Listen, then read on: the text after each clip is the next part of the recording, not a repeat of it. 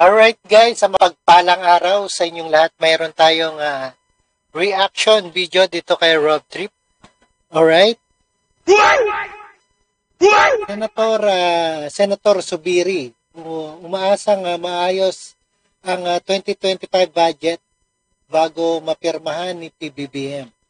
Alright, intro muna tayo guys.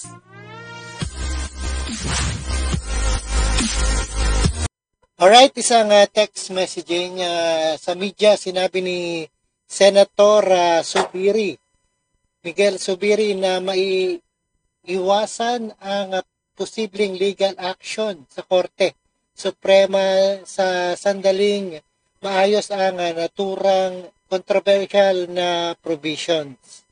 Alright, panoorin po natin dito sa UNTV. And the Purdue, let's do watch guys.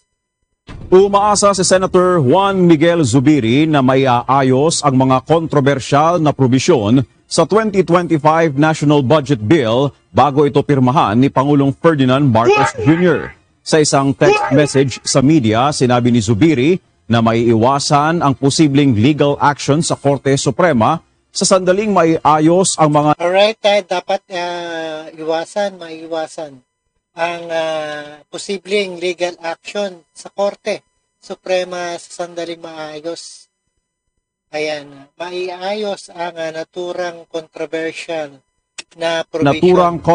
provisions. Maaari anyang maglabas ng desisyon ang Korte Suprema at ideklarang labag sa konstitusyon ang budget na posible namang magresulta ng pagkaantala sa implementasyon at labag sa batas at sa implementasyon ng budget. Isa nito para sa 2025. Nakatakdang pirmahan ni Marcos ang 2025 General Appropriations Act na naglalaman ng 6.3 trillion peso budget sa December 30. Laki, 6.3 billion budget. Alright, napakinggan at napanood po natin dito sa ating reaction video dito kay Rob Trip. And see us again sa the next one. And Merry Christmas and Happy New Year.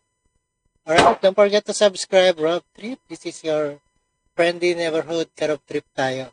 Alright, thank you so much and peace out.